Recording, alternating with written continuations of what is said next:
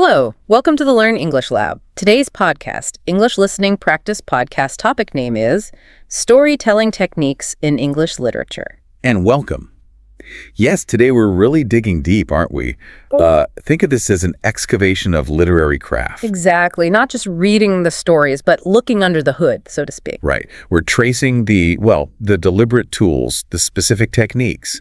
These are the mechanisms authors use to turn simple events into stories that, actually stick with you, resonate. And we're covering a lot of ground, going way back from, say, Anglo-Saxon epics, right up to modern writers like Virginia Woolf and even contemporary authors. Yeah, the goal here is really to equip you, our listener, with the insights to, not just enjoy these works more, but to understand how they work internally. And maybe even borrow some of those techniques yourself, right, in how you communicate or write. Precisely. And English literature is such a fascinating case study for this because English itself, became this global language. It absorbed so much, didn't it? Celtic myths, Norman French. All sorts. Colonial encounters later on.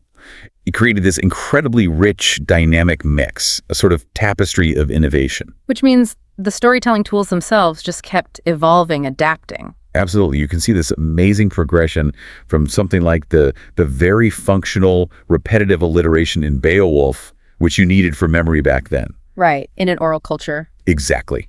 Yeah. All the way to the really complex, fragmented internal thoughts you get in James Joyce's Ulysses. That's a huge leap. And it reflects massive cultural changes, but also technology, like the printing press. That was huge. Oh, monumental. It really empowered the individual author.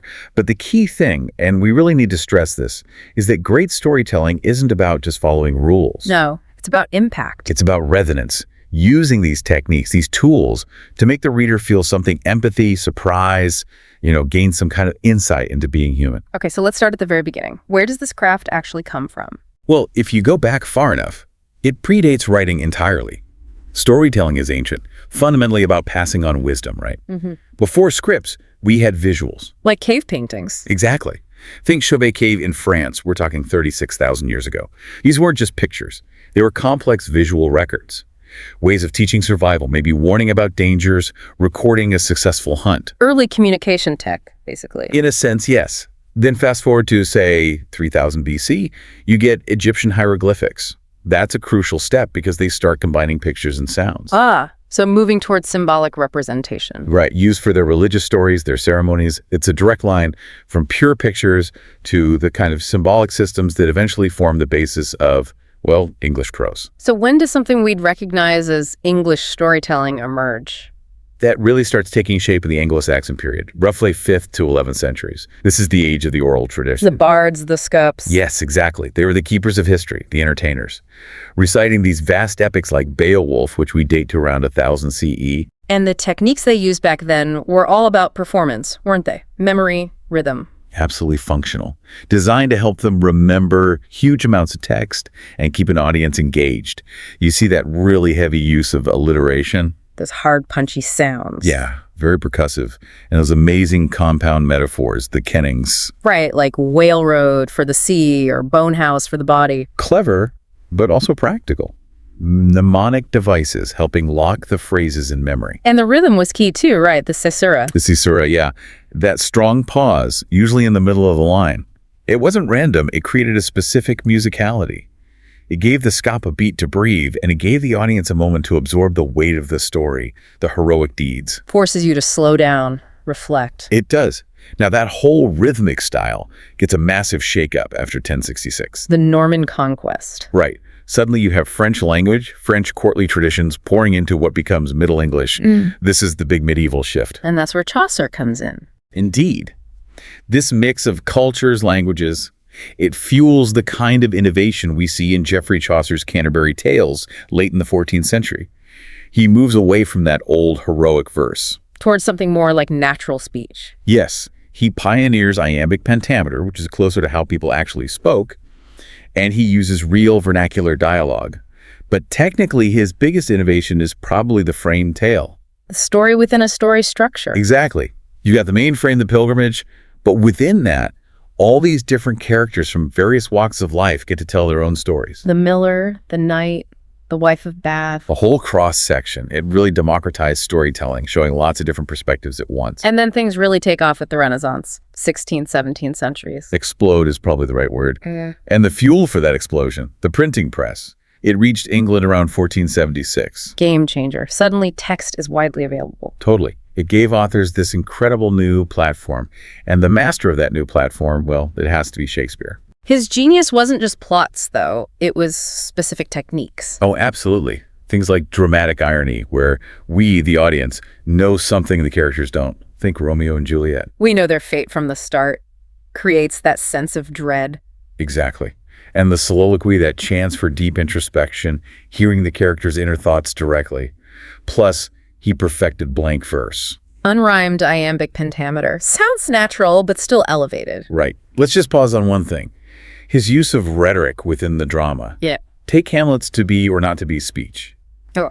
It's not just navel-gazing, right? It's technically brilliant. It's packed with antithesis, pitting opposite ideas against each other, like to suffer the slings versus to take arms. Creates that internal conflict. And rhetorical questions. He's not expecting an answer. He's using them to probe these massive existential themes. These are tools designed for immediate impact on the audience, emotionally and intellectually. And that kind of intellectual exploration leads us into the 18th century, the Enlightenment, and the rise of the novel. The defining form, really. It was radical because it promised this sustained, realistic look inside characters' lives. Like Defoe's Robinson Crusoe. A perfect early example, 1719.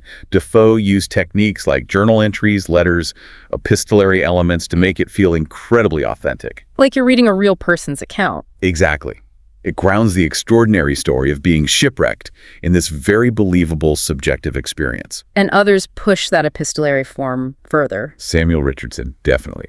With Pamela in 1740, telling the whole story through letters allowed for incredible psychological depth. Must have been tricky keeping the timeline straight with just letters. Oh, a real technical challenge. But the payoff was this deep intimacy with the character, and it was a great way to offer social commentary through her experiences. Okay, so moving into the 19th century now. Romantics, Victorians. Yeah, here the blend of intense emotion and social critique really comes to the fore. Mary Shelley's Frankenstein from 1818 is technically just amazing. It uses letters too, doesn't it? That framing device. It does, but it weaves in these strong Gothic elements, a sparely pathetic fallacy. Where the weather reflects the mood. Right. Those wild storms mirroring Victor Frankenstein's inner turmoil, that's not just background color, it amplifies the sublime terror, the horror of his scientific overreach. But for modern character depth, the big leap was free indirect discourse, wasn't it? Jane Austen. Ah, yes, absolutely revolutionary. Pride and Prejudice, 1813. She mastered this technique of slipping seamlessly between the narrator's objective voice and a character's subjective thoughts. Without using quotes or she thought? Exactly. It's subtle, but the effect is huge. It lets Austen keep her satirical tone, but you still get the character's immediate, sometimes biased feelings. You might start a sentence objectively, then suddenly it shifts to reflect Elizabeth Bennet's sharp judgment. Makes the satire hit harder because you're momentarily inside her head. Precisely. Now, the Victorian era also had economic factors shaping stories.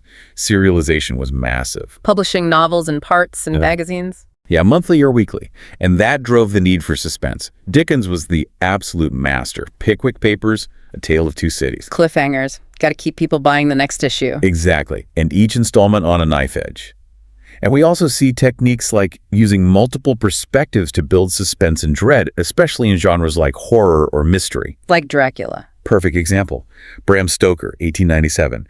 He uses this collage diaries, letters, ship logs, newspaper reports, even those early phonograph recordings. Creates a really fragmented picture. It does. It gives you breadth, different viewpoints, but crucially, it builds horror by deliberately hiding the full picture from you until the very end. The fragmentation itself is terrifying. And that fragmentation really gets amplified in the modernist period, early 20th century. Yeah, the trauma of World War I especially seemed to shatter that 19th century belief in neat, linear, reliable stories. Things felt chaotic, so the literature reflected that. Right. The response was often to mirror that internal chaos. James Joyce, with Ulysses in 1922, famously pioneered stream of consciousness. Trying to capture the actual flow of thoughts. Unfiltered, jumping around. Exactly. That rapid, messy, sometimes illogical stream inside our heads. Virginia Woolf used it brilliantly too. In Mrs. Dalloway, 1925, deep internal monologues where the present moment is constantly layered with memories, flashbacks. So the plot almost becomes secondary. Often, yes. The focus shifts to the psychological experience, the character's inner world. Time gets manipulated, stretched, layered. It gives you this incredible, sometimes quite demanding sense of interiority. And this evolution hasn't stopped, has it? Not at all. Contemporary literature keeps adapting. You see influences from globalization, digital media.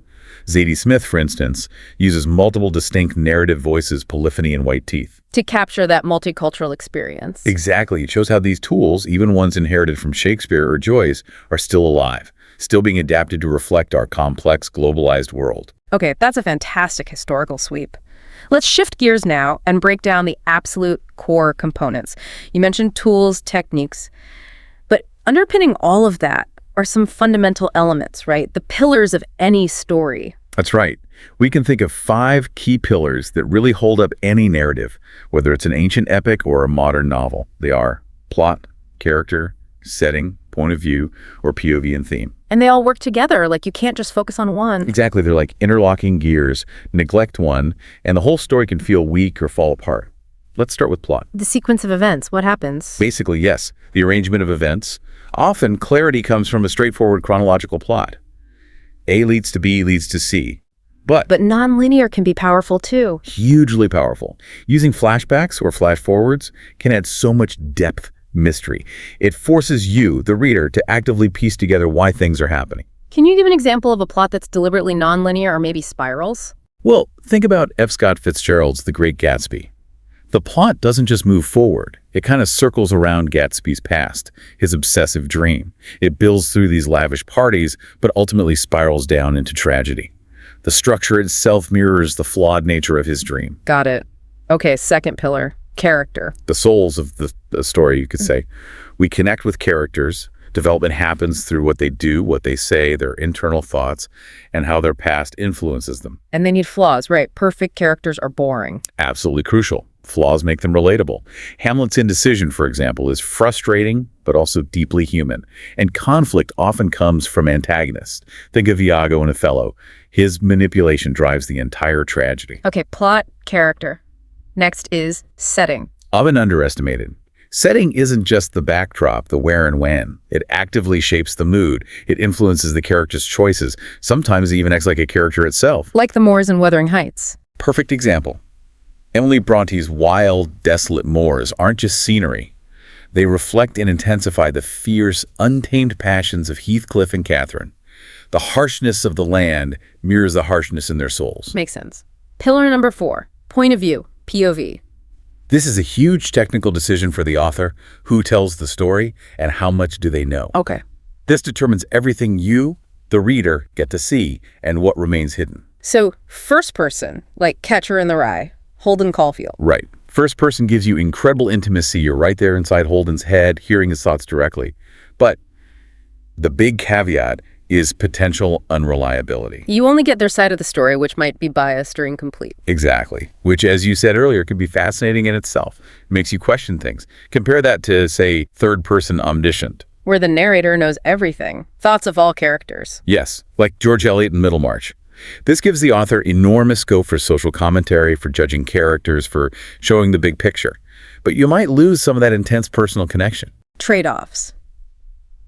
Okay, the 5th and final pillar. Theme. This is the so what of the story. The underlying message, the bigger idea or question that emerges from the plot and the character's struggles. It's not usually stated directly, though. Rarely. It should arise organically from the conflicts. Take Orwell's 1984, the constant surveillance, the manipulation of language newspeak. These aren't just plot points. They build the central theme. A powerful critique of totalitarianism, the loss of freedom, the fragility of truth. So plot, character, setting, POV, theme, those are the essential building blocks. They are. Get those working together and you've got a solid foundation for any story. Okay, so if those 5 elements are the building blocks, we also need some kind of plan, right? A blueprint for putting them together effectively. These are the classic narrative structures. Ways of organizing the plot and information. Exactly. And there are several recurring structures that feel timeless because they seem to tap into how we naturally understand stories, cause and effect. Let's maybe look at, say, 8 key ones. Sounds good. Where do we start? Probably with the big one. The monomyth, or the hero's journey. Joseph Campbell famously mapped this out. The call to adventure, the trials, the return. That whole cycle, it's the ultimate archetype. You see it everywhere, from ancient myths to modern blockbusters. And in English literature. Tolkien's The Lord of the Rings is a perfect example. Frodo's quest fits the monomyth structure beautifully. And Tolkien brilliantly blended that universal mythic structure with elements drawn from Anglo-Saxon heroic tradition, ideas about fate, loyalty. Makes it feel both ancient and specific. Okay, what's next? Perhaps the most common structure, especially in traditional novels, the mountain. Simple upward climb, peak, then down. Pretty much. Yeah. Rising action builds steadily towards a major climax, the peak of the mountain, and then there's a relatively quick falling action and resolution, the descent. Dickens used this constantly.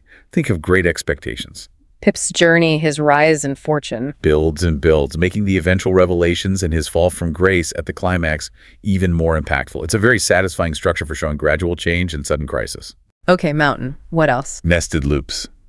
Stories within stories. Ah, like Canterbury Tales again. Exactly. Chaucer's masterpiece is the classic example. You have the main loop, the pilgrimage, and then all the pilgrims' individual stories nested inside that. It allows for incredible variety while keeping everything connected to a central theme or journey. Clever way to handle multiple perspectives. Next. A technique for grabbing attention immediately. In medias res? Latin for in the middle of things. That's the one.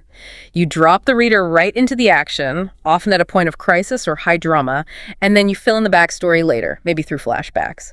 Create instant intrigue. Definitely. It's an ancient technique. Homer used it in the Odyssey.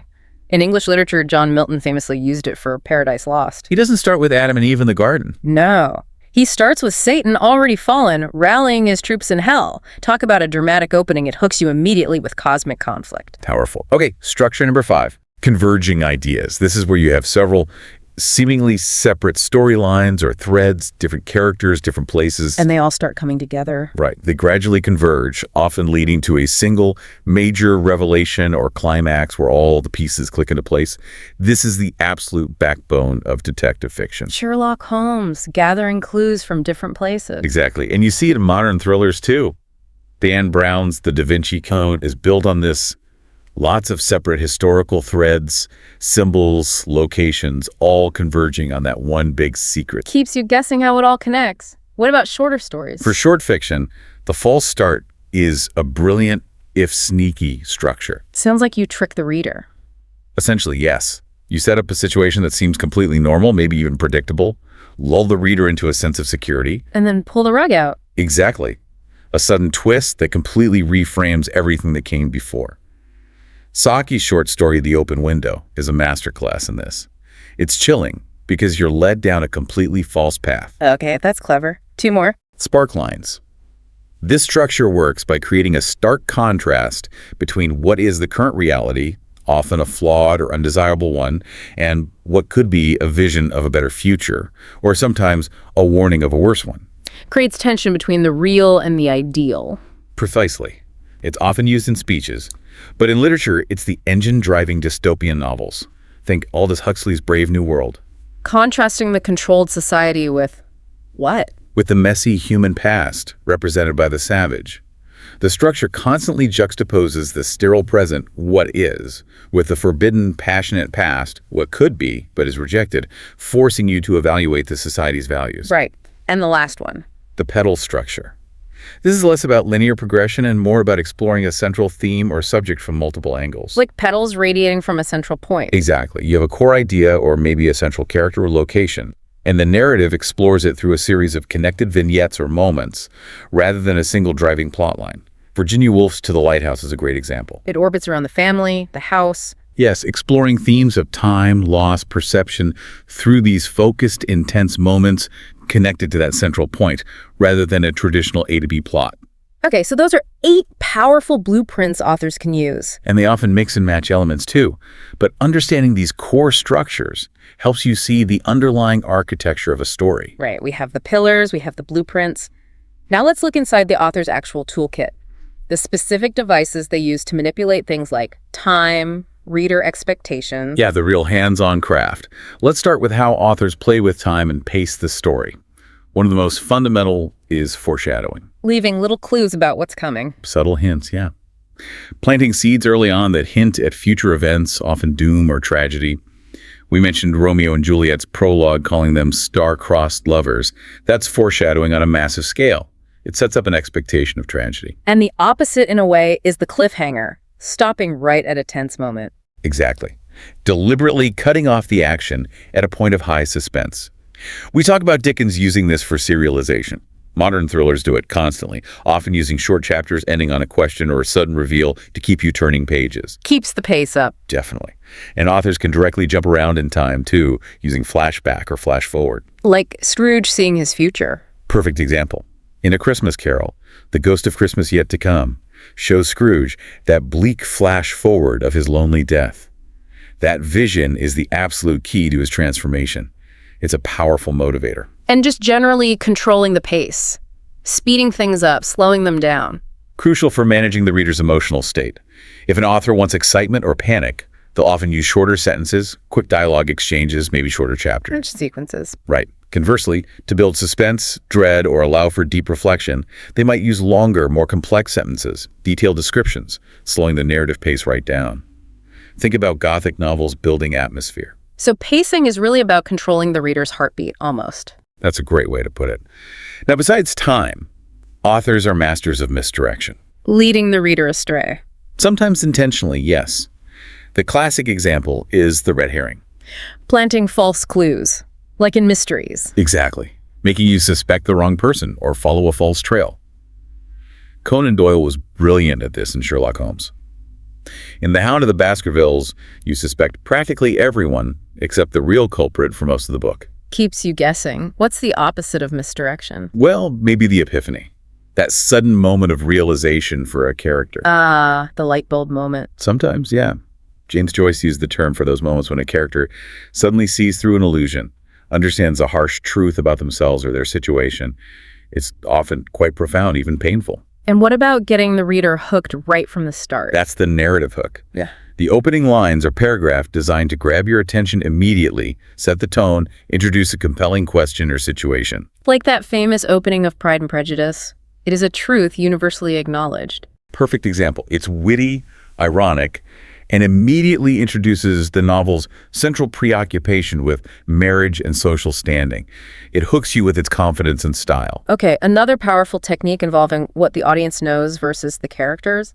Dramatic irony again. Yes, it's worth revisiting because it's so fundamental, especially in tragedy. That gap in knowledge. The audience knowing something vital that a character doesn't. Like in Othello, we know Iago is lying. And Othello doesn't.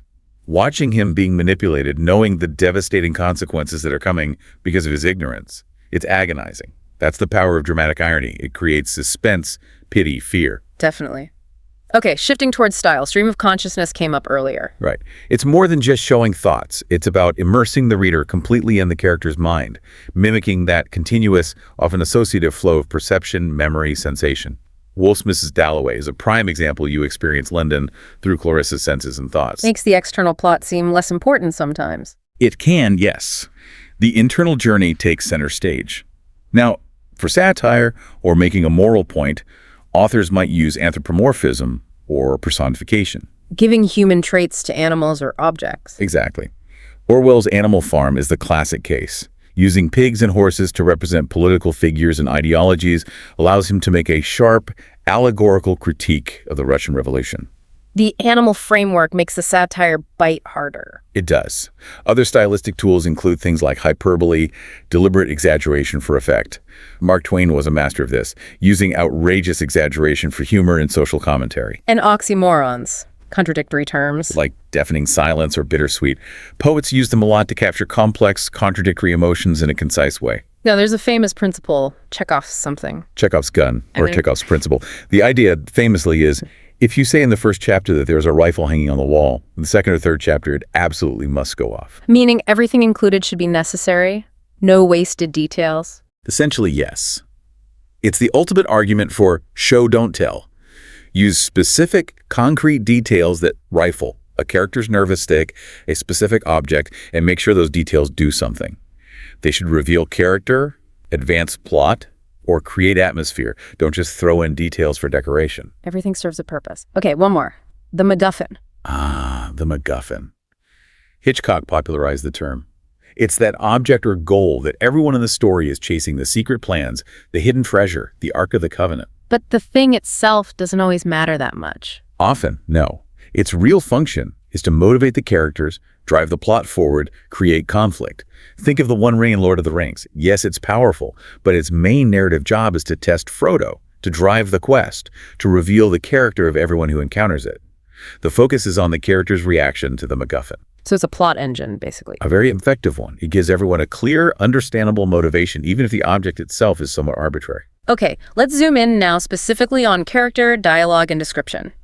How do authors make characters feel real and compelling? You mentioned flaws. Flaws are key for relatability, definitely. But the main technique for bringing them to life is that old adage, show, don't tell. We keep coming back to that. Because it's fundamental. Don't just tell us a character is brave.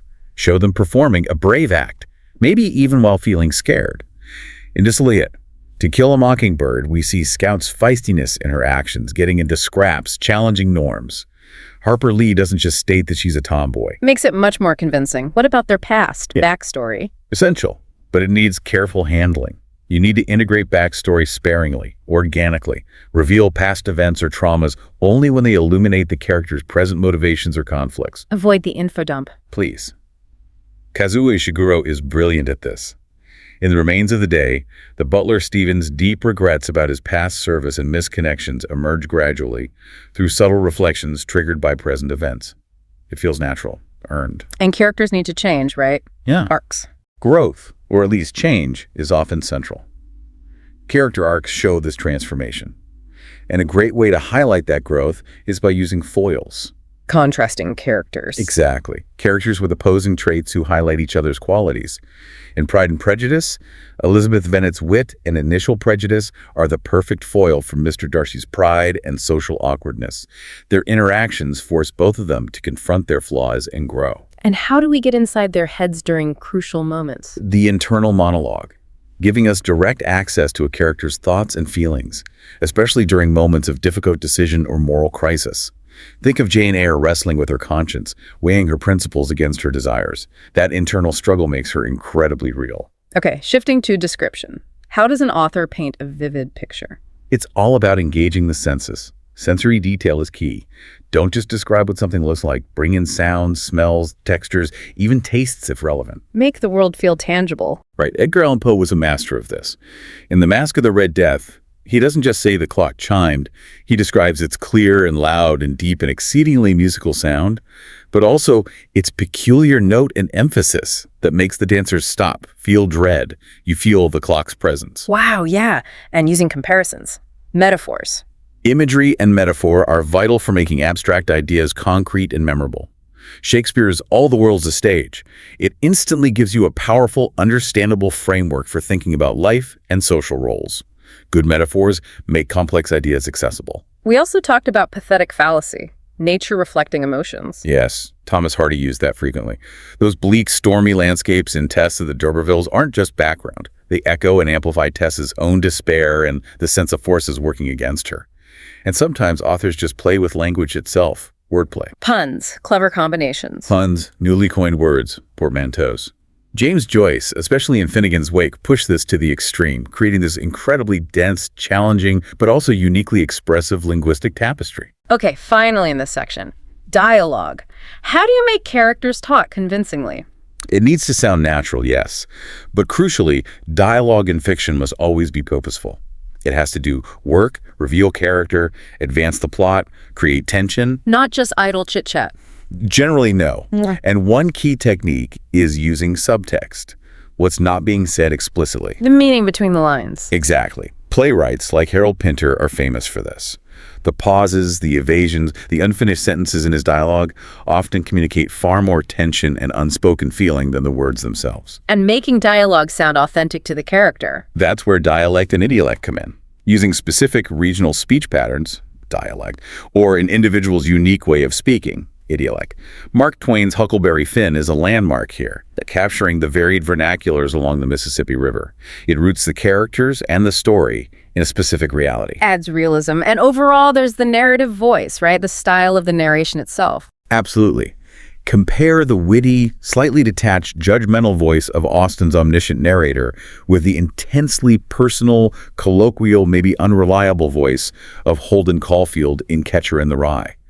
The voice shapes your entire experience of the story.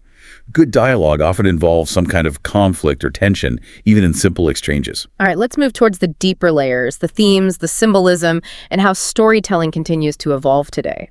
How do authors embed those bigger meanings? Symbolism is a major tool, using a concrete object, an image, a color, to represent a larger abstract idea consistently throughout the work. Like the green light in Gatsby. The classic example. That green light across the water isn't just a light. It comes to symbolize Gatsby's yearning for Daisy, yes, but also the unattainable nature of the past, the elusive American dream.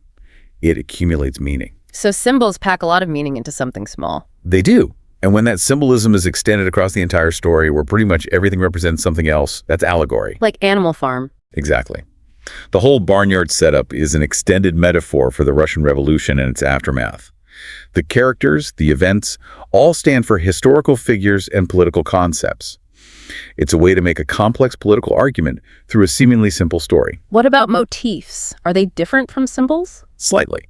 Motifs are recurring elements, could be an image, a sound, an object, even a phrase that help to develop and reinforce the story's main themes. They might be symbolic, but their key feature is repetition. Like the blood in Macbeth. Perfect example. The constant reappearance of blood, both real and imagined, hammers home the themes of guilt, violence, and the indelible stain of Macbeth's actions. It's a recurring visual that reinforces the core ideas. And the best themes, they make you think, right? Not just provide easy answers. Definitely. The most powerful themes often grow out of the central conflicts and pose questions, rather than delivering simple morals. The tension between fate and free will in Romeo and Juliet, are they doomed by destiny or by their own rash choices? That ambiguity is what makes the theme resonate across centuries. So how are these techniques changing now, postmodernism and beyond? Well, storytelling is always adapting. Postmodernism, particularly, reacted against neat, ordered narratives. So you see a lot more fragmentation. Breaking up the story.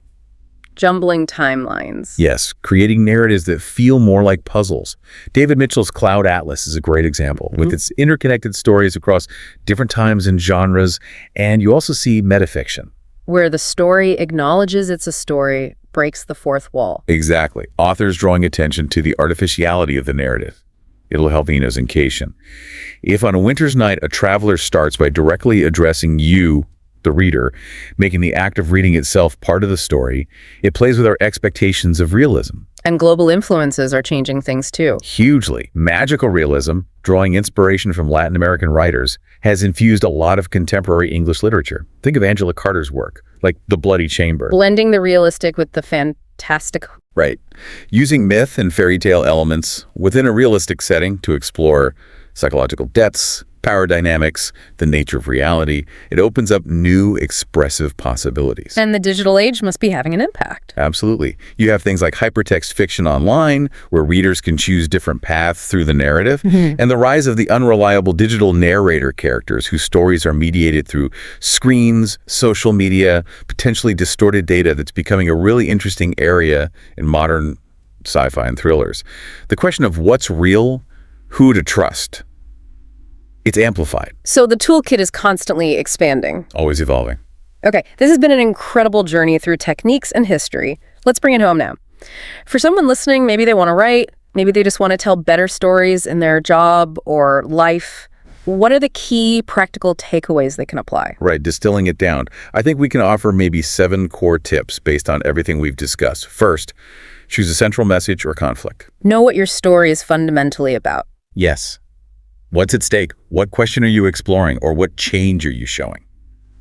Without that core, the story will lack direction. Makes sense. Tip number 2. Mine personal experiences. Authenticity connects with readers. Use your own feelings, observations, experiences as a starting point. Doesn't mean writing pure autobiography, though. Not at all. It's about tapping into genuine emotion and insight, and then using the techniques we've talked about, structure, POV, Symbolism, to shape that raw material into a compelling narrative.